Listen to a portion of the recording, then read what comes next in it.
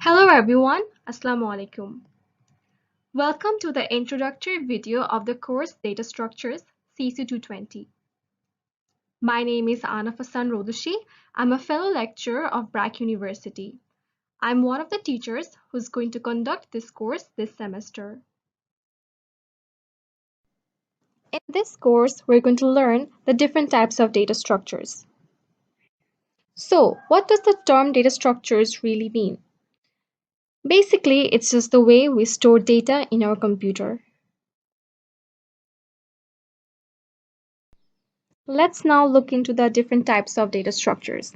So, when we initially started coding, do you remember how we learned storing data in variables? So, basically, variables are the simplest forms of data storage.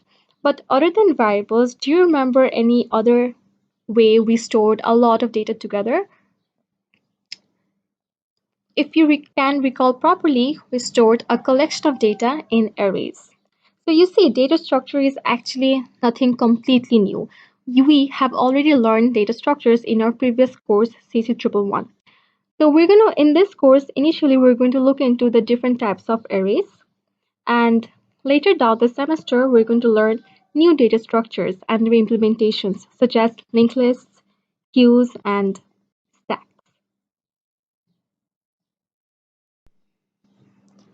Speaking of prerequisites, now before we delve further into the course, there are certain topics I want you guys to have sound knowledge on. The first being linear arrays. So linear arrays are basically the kind of arrays you guys have already learned in CSE111. So I urge you guys to go back to the previous notes and get a good overview on this topic. The next being objects and classes.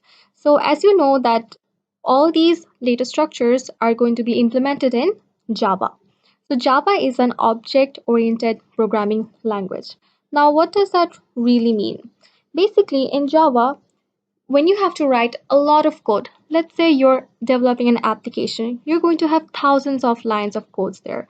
So in object-oriented programming approach, we don't write all the program in one place. We usually segment it down and those segments are called classes as opposed to, let's say, structural programming that is done in C. Okay, so in C, we don't really have properly defined classes. So I want you guys to know how classes and objects work. These have been taught in CSE111, and I really want you guys to go through the tracings again to see how objects and classes are implemented. Now, for most of us, we learned writing our code in Dr. Java. But do you think Dr. Java is the only place where we can run and execute our code? No, not really. Any application that allows you to write your code and execute them is called an IDE. IDE stands for Integrated Development Environment. So Docker Java is actually a very lightweight, preliminary level environment that lets you run your code. And it's not suitable for a professional environment. Hence, we're going to shift to NetBeans. Now, initially, it might be just a little bit uncomfortable for you to switch to a new IDE, but with time, you'll see that NetBeans will provide you with much more features than Dr. Java. I will be linking down the download link and tutorial of NetBeans below. Make sure you download it in your computer and just fiddle around with it a little bit before we actually start writing code there.